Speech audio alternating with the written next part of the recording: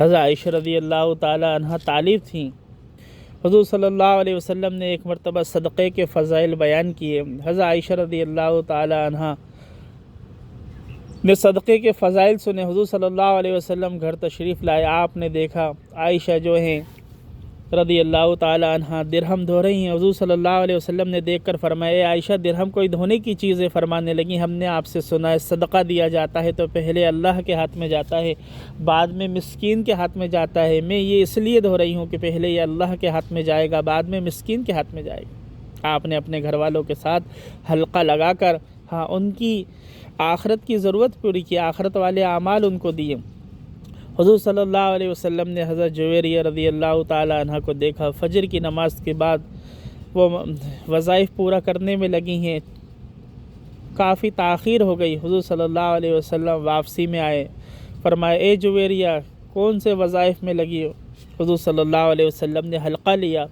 حضرت جویریہ رضی اللہ تعالی عنہ کے ساتھ بیٹھ کر آپ نے ان کو دعا سکھائی کہ میں تمہیں ایک دعا سکھا دوں جو تمہارے وظائف میں سب سے زیادہ وزنی، سب سے زیادہ بھاری ہے۔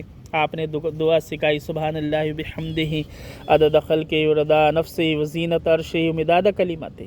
حضور صلی اللہ علیہ وسلم اپنے گھر والوں کی تعلیم کی فکر کر رہے ہیں، ان کو آخرت والے اعمال دے رہے ہیں۔ حضرت عائشہ رضی اللہ تعالیٰ عنہ فرماتی ہیں، جس دن حضور صلی اللہ علیہ وسلم دنیا سے تشریف لے گئے، اس دن حضور صلی اللہ علیہ وسلم کا سر میری گود میں، میرے سینے پہ رکھا ہوا تھا، میری گود میں آپ کا سر تھا اور آپ کے لب مبارک حرکت کر رہے تھے۔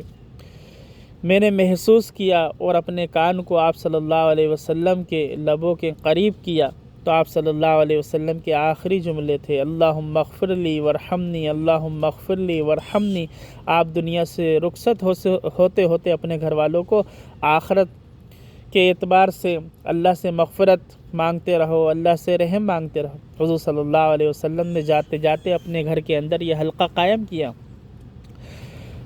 ایسا ماحول بنا تھا سیکھنے سکھانے کا کہ اگر گھر کے اندر کوئی بھی آ جائے تو اس کو بغیر ایمان اور آخرت کے تذکرے، بغیر ایمان اور آخرت کے مذاکرے کے چھوڑا نہیں جاتا تھا، بلکہ سب سے بڑی ذمہ داری اور اس کو اپنا مقصد بنایا تھا کہ آنے والوں کو وہ باتیں جو خیر کی ہیں، وہ باتیں جو آخرت کی ہیں، ان کو آنے والوں کے سامنے رکھا جاتا تھا۔ حضرت ابو دردہ رضی اللہ تعالی عنہ کے گھر میں ان کے داماد آئے۔ حضرت ابو دردہ رضی اللہ عنہ کی گھر والی دردہ نے اپنے داماد نے ان سے کہا، امی جان میں حج پر جا رہا ہوں۔ تو دردہ ایک ساس نے اپنے داماد کو حدیث سنائی کہ میں نے ابو دردہ سے یہ حدیث سنی ہے، انہوں نے حضور صلی اللہ علیہ وسلم سے سن کر مجھے یہ سنائی ہے کہ ایک مسلمان دوسرے مسلمان کے لیے پیٹھ پیچھے دعا کرتا ہے تو اس کی دعا اس کے حق میں قبول ہوتی ہے، لہٰذا تم حج پر جا رہے ہو، تم ہمارے لیے دعا کرنا، تمہاری دعا ہمارے حق میں قبول ہوگی۔ اس طرح اہتمام تھا۔ حضرت عمرو بن عوس رضی اللہ عنہ فرماتے ہیں